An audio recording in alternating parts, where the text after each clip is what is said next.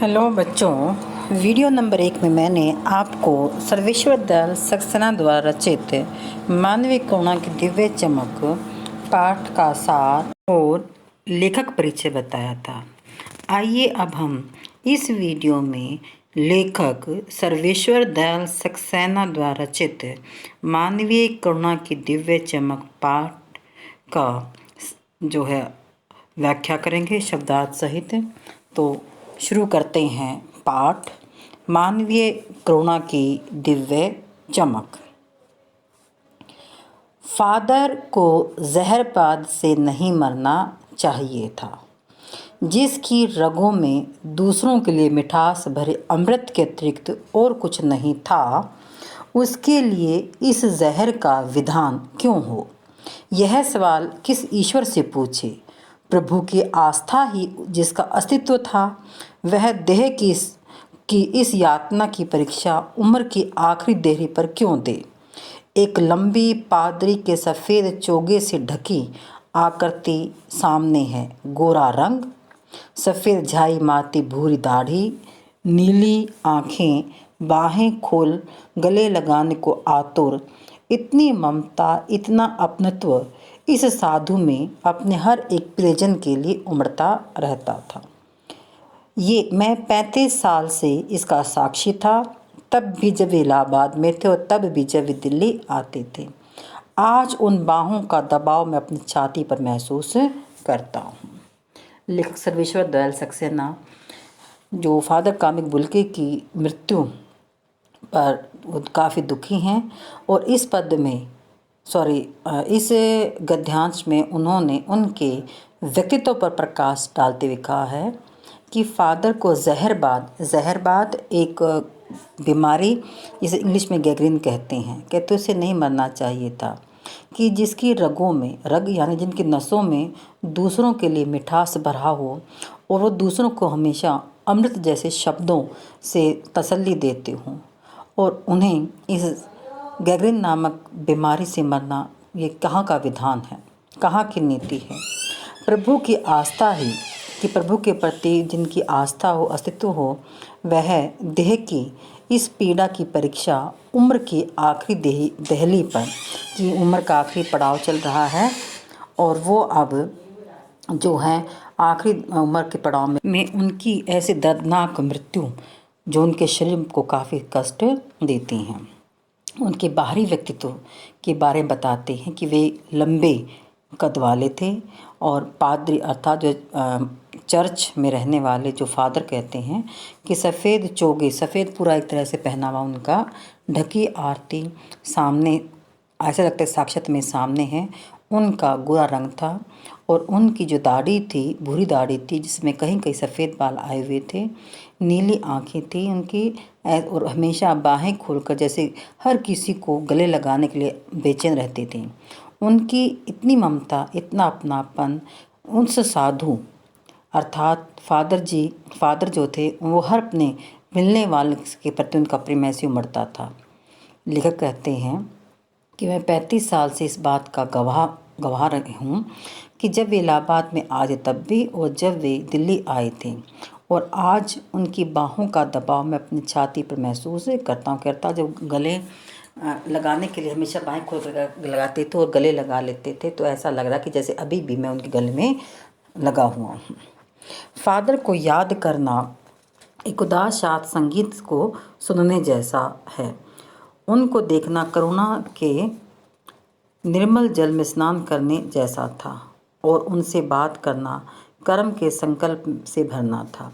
मुझे परिमल के वे दिन याद आते हैं जब हम सब एक पारिवारिक रिश्ते में बंधे जैसे थे, जिसके बड़े फादर बुल्के थे। हमारे हंसी मजाक वे निर्लिप्त शामिल रहते, हमारी गोष्ठियों में वे गंभीर बहस करते, हमारी रचनाओं पर बेबाक राय और सुझाव देते, और हमारे घरों के किसी भी उत्सव या संस्कार में वे बड़े भाई और पुरोहित जैसे खड़े हुए हमें अपने आशीषों से भर देते। मुझे अपना बच्चा और फादर का उसके मुख में पहली बार अन्न डालना याद आता है। नीली आँखों की चमक में तैरता वात्सल्य भी जैसे किसी ऊंचाई पर देवदारू की छाया में खड़े हों। आगे लेखक बताते हैं कि फादर को याद करना जैसे एक हम सैड सॉन्ग सुनते हैं, उदास भरे संगीत सुनते हैं, उन जैसा है। जब हम उनको याद करते हैं, उनको याद करने से मन जो दुखी हो जाता है। उनको देखना करुणा जैसे निर्मल साफ पानी होता है, उसी तरह उनकी छवि ऐसी सुंदर छवि थी।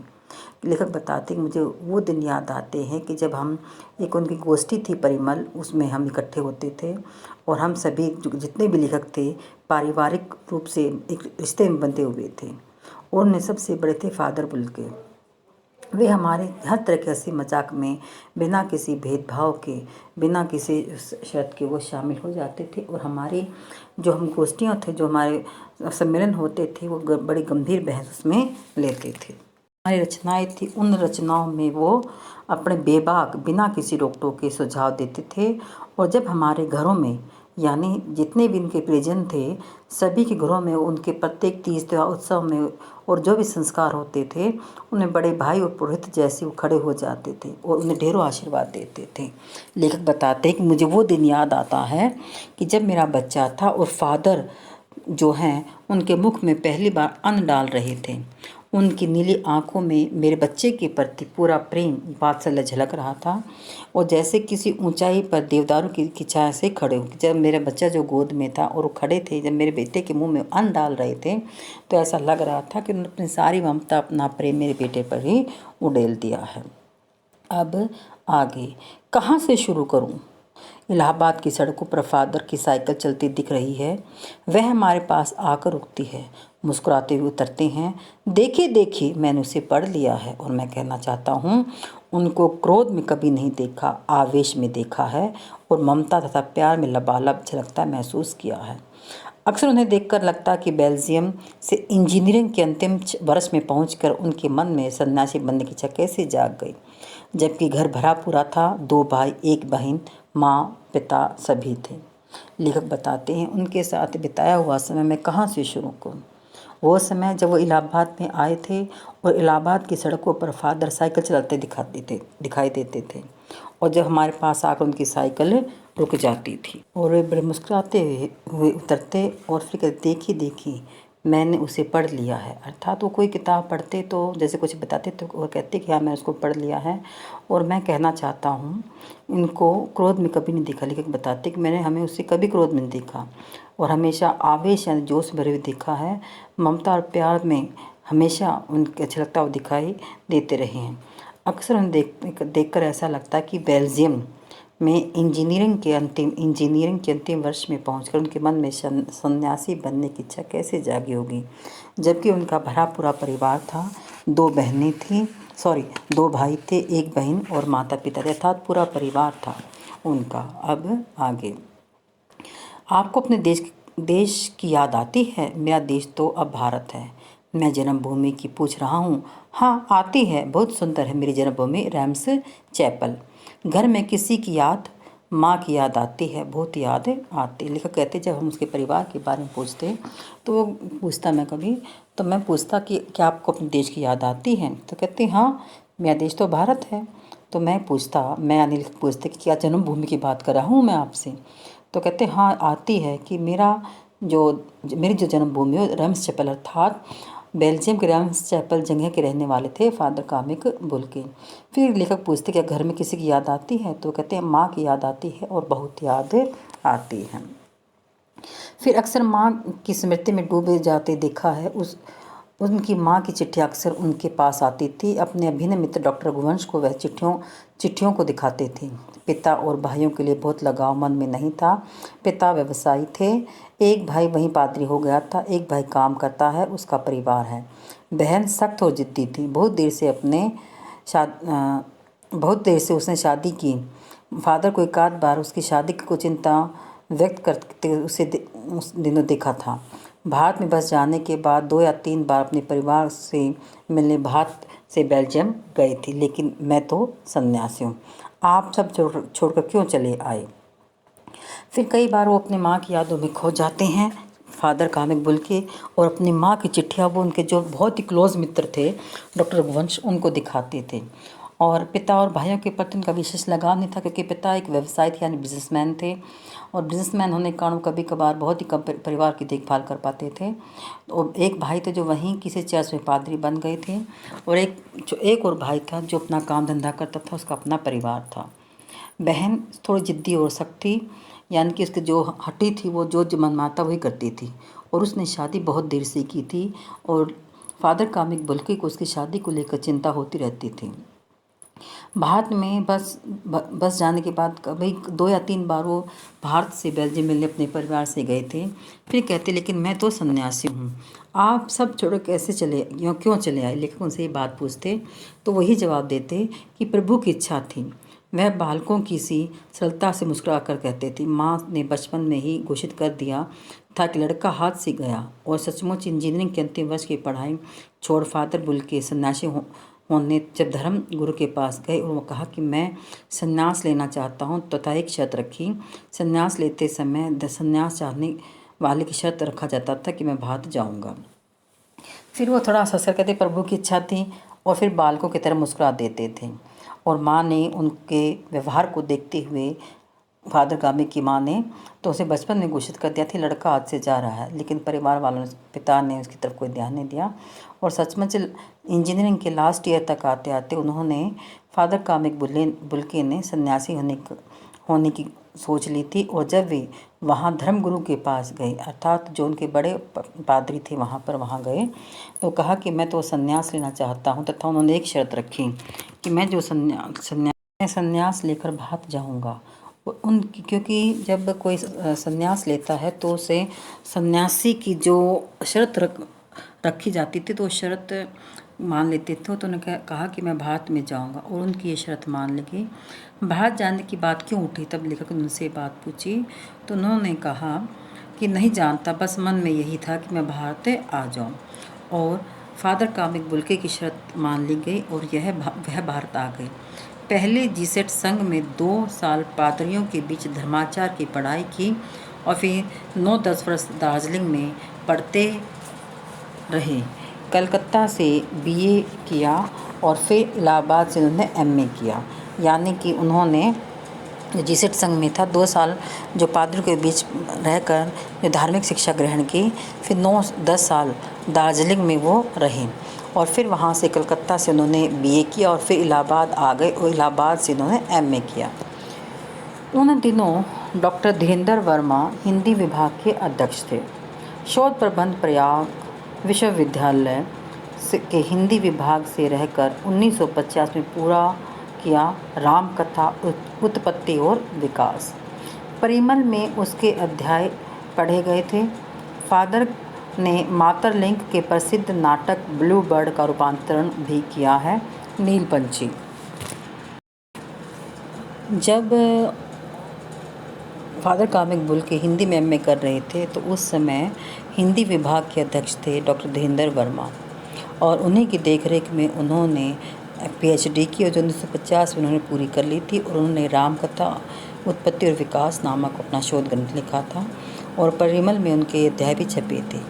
फिर फादर कामिक बुल्के ने मातरलिंग के प्रसिद्ध जो नाटक था ब्लू बर्ड, उसका हिंदी में रूपांतरण किया था, जिसका नाम था नीलपंछी। और बाद में वे सेंट जेवियर्स कॉलेज रांची से हिंदी तथा संस्कृत विभाग के विभागाध्यक्ष हो गए, और यहीं उन्होंने अपना प्रसिद्ध अंग्रेजी हिंदी कोश तैयार किया और बाइबल का हिंदी में अनुवाद किया था। और फिर वहीं वे बीमार पड़ गए, और फिर पटना आए, दिल्ली आए, और चले गए 47 वर्ष देश में रहकर 73 वर्ष की ज़िंदगी जीकर, यानी कि 47 ईयर तक वो भारत में रहे, और 73 ईयर की एज में उनका निधन हो गया था। फादर बुल्के संकल्प से सन्यासी थे। कभी कभी लगता है कि वे मन से सन्यासी नहीं थे, रिश्ता बनाते थे तो तोड़ते नहीं थे। 10 साल बाद मिलने के बाद भी उसकी गंध महसूस होती थी। वह जब भी दिल्ली आते जरूर मिलते, खोजकर समय निकालकर, गर्मी सर्दी बरसात झेलकर मिलते, चाहे 2 मिनट के लिए ही सही। वह कौन सन्यासी करता है, उनकी चिंता हिंदी को राष्ट्रभाषा के रूप में देखने की थी। इस हर मंच से इसकी तकलीफ बयान करते, इसके लिए एक अकाट्य तर्क देते। बस इसी एक सवाल पर उन्हें झुंझलाते देखा है और हिंदी वालों द्वारा ही हिंदी की उपेक्षा पर दुख करते उन्हें पाया है। घर परिवार के बारे में, निजी दुख तकलीफ़ों के बारे में पूछना उनका स्वभाव था और बड़े से बड़े दुख में उनके मुख से सांत्वना के जादू भरे 2 शब्द सुनना एक ऐसी रोशनी भर देता था जो किसी गहरी तपस्या से जन्मती है। हर मौत दिखाती है जीवन को नहीं रहा। मुझे अपनी पत्नी और पुत्र की मृत्यु याद आ रही है और फादर के शब्दों से झरती विरल शांति भी। लेखक बताते हैं कि फादर बुल के संकल्प से इन्होंने संकल्प लिया था कि मैं सन्यासी बनूंगा। सन्यासी तो बन गए थे, लेकिन उन्होंने मन से कभी सन्यास को धारण नहीं किया था, क्योंकि सन्यासी क्या होते हैं, जो वैराग्य धारण कर लेते हैं, सभी से दूर रहकर तपस्या में लीन रहते हैं, लेकिन वो ऐसे नहीं थे और सबसे नाता तोड़ लेते थे। लेखक बताते हैं कि 10 साल बाद कभी कभी मिलने के बाद वो उनके से मिलने की जो खुशबू थी वो आज महकते थे। जब वे दिल्ली आते थे ज़रूर मिलते थे, सबकी खोज खबर लिखते समय निकालते, गर्मी हो सर्दी हो, हर तरह की विपरीत परिस्थितियों को झेलते हुए चाहे 2 मिनट के लिए मिलना हो वो सबसे मिलते थे। ऐसा कोई भी नहीं करता। और हिंदी भाषा के प्रति उनका विशेष लगाव था। हिंदी भाषा को वो राष्ट्रभाषा के रूप में देखते थे और हमेशा इस बात को की तकलीफ़ रहती थी कि हिंदी भाषी देश के लोग हिंदी की उपेक्षा करते हैं और वो हिंदी को राष्ट्रभाषा के रूप में देखना चाहते थे। और घर परिवार के बारे में, निजी दुख तकलीफ़ के बारे में वो हर किसी से पूछते थे जब भी मिलते थे। लेखक बताते हैं कि बड़े से बड़े दुख में उनका मुख जो है तसल्ली के जादू भरे 2 शब्द सुनना एक रोशनी सी भर देता था। लेखक कहते हैं कि मेरे साथ भी ऐसे हुआ था कि मेरी पत्नी और पुत्र की मृत्यु हो गई थी और मैं बिल्कुल निराशा में डूबा हुआ था। तो उनके द्वारा दिए गए तसल्ली के जो शब्द हैं, उनके मुख से जो झरती शांति थी, उन्होंने मुझे ऐसी तसल्ली दी कि मैं शांत सा हो गया हूँ। अब आगे। आज वह नहीं है, दिल्ली में बीमार है, पता नहीं चला। बाहें खोल कई बार उन्होंने गले नहीं लगाया। जब देखा तब वे बाहें दोनों हाथों की सूजी उंगलियों को उलझाए ताबूत में जिस्म पर पड़ी थी। जो शांति बरसती थी वह चेहरे पर चिर थी, तरलता जम गई थी। वह 18 अगस्त 1982 यानी 18 अगस्त 1982 की सुबह 10 बजे का समय था। दिल्ली में कश्मीरी गेट के निकलसन कब्रगाह में उनका ताबूत एक छोटी सी नीली गाड़ी में से उतारा गया। कुछ पादरी रघुवंश जी का बेटा और उनके परिजन राजेश्वर जी उतार रहे थे। फिर उसे उठाकर एक लंबे शंकरदास पेड़ों की घनी छाँव वाले सड़क के कब्रगाह में आखिरी छोर तक ले जाना गया और जहाँ धरती गोद में सुलाने के लिए कब्र अवाक मुँह खोले लेटी थी। ऊपर करेल की घनी छाँव थी और चारों ओर कब्र और तेज धूप के वृत्त।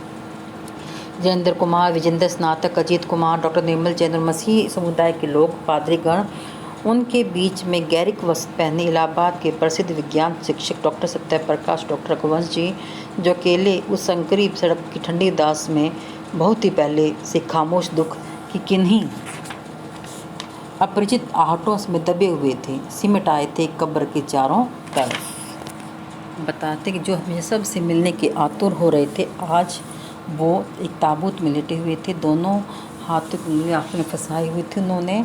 और 18 अगस्त 1982 का सुबह 10 बजे उन्हें कश्मीरी गेट के जो निकलसन कब्रगाह में के ताबूत में एक नीली गाड़ी से नीचे उतारा गया और कुछ ही दूरी पर उनके जो साथ ही थे रघुवंश जी, जो लेखक बता रहे थे कि फादर कामिक बुल्के के बहुत ही करीबी थे और उन्हीं की गाड़ी में वो आए थे। और साथ ही साथ उस समय के हिंदी के प्रमुख जो लेखक रहे थे विजेंद्र कुमार, जयेंद्र कुमार, अजीत कुमार, डॉक्टर निर्मल जैन और मसीह अंदाज समुदाय के कुछ लोग, पादरीगण और साथ ही साथ विज्ञान शिक्षक डॉक्टर सत्यप्रकाश और डॉक्टर रघुवंश जी भी वहीं पर खड़े थे। वे खामोश थे बिल्कुल। अब आगे। फादर की देह पहले कब्र के ऊपर लटाई गई। मसीह विधि से अंतिम संस्कार शुरू हुआ। रांची के फादर पास्कल तोयना के द्वारा उन्होंने हिंदी में मसीही विधि से प्रार्थना की। फिर सेंट जेवियर्स के जो रेक्टर फादर पास्कल ने उनके जीवन और कर्म पर श्रद्धांजलि अर्पित करते हुए कहा, फादर बुल्के धरती में जा रहे हैं, इस धरती से ऐसे रत्न और पैदा हों। डॉक्टर सत्यप्रकाश ने भी अपनी श्रद्धांजलि उनके अनुकरणीय जीवन को नमन किया। फिर देह कब्र में उतार दी गई। मैं नहीं जानता इस सन्यासी ने कभी सोचा था या नहीं कि उनकी मृत्यु पर कोई रोएगा, लेकिन उस क्षण रोने वालों की कमी नहीं थी। नम आंखों की गिनना शाही फैलाना है। इस तरह हमारे जीवन में यह समय चला गया और हम में से सबसे अधिक छायादार, फल फूल गंध से भरा और सबसे अलग सबका होकर सबसे ऊंचा था। मानवीय करुण का दिव्य चमक में लहलाता खड़ा था, जिसकी स्मृति हम सबके मन में जो उनके निकट थे किसी यज्ञ की पवित्र आँच की तरह आजीवन बनी रहेगी। मैं उस पवित्र ज्योति की याद में श्रद्धानत हूँ। अब लेखक अपने शब्दों में उनको श्रद्धांजलि देते हैं और कहते हैं कि उन फादर को देह पहले कब्र लिटाई गई, फिर मसीह विधि से उनका अंतिम संस्कार किया। फिर रांची के फादर पास्कल तोयना ने और फिर उसके पश्चात सेंट जेविस के रेक्टर फादर पास्कल ने उनके जीवन और से संबंधित बातें और श्रद्धांजलि अर्पित की। और फिर अपने अपने शब्दों में सभी ने फादर कामिक बुल्के को श्रद्धांजलि दी। लेखक ने अपने शब्दों में यही कहा कि मैं नहीं जानता था कि सन्यासी ने कभी ऐसा सोचा था कि उसकी मृत्यु ऐसी होगी और इतने लोग उन पर रोएंगे कि उनकी आंखें गिनी नहीं जाएंगी। और इस तरह हमारे बीच में एक ऐसा व्यक्ति चला गया जो सबसे अधिक फलने फूलने वाला गंध युक्त था और सबसे अलग था, सबका था, सबसे मिलकर रहता था, सबसे ऊंचाई पर था, मानवीय कणों के दिव्य चमक से लहलाता खड़ा था। उनकी बीच जो व्यक्ति रहा, उनके साथ रहा, उनके मन में जो उनके निकट थे किसी न किसी पवित्र अग्नि की तरह हमेशा आजीवन उनके मन में उनकी बातें बंधी रहेंगी। उन्हें पवित्र ज्योति के रहस्य तरह याद करते हुए मैं आज श्रद्धानत हूँ। तो ये था सर्वेश्वर दयाल सक्सेना द्वारा रचित मानवीय करुणा की दिव्य चमक पाठ, जो उनका एक हम कह सकते हैं संस्मरण है, जो उन्होंने फादर कामिक बुल्के के साथ बिताए क्षणों को लिखा है। तो आशा है कि आपको पाठ की व्याख्या समझ आ गई होगी। और अब हम अगली वीडियो में मानवीय करुणा की दिव्य चमक पाठ के जो प्रश्नोत्तर हैं वो करेंगे।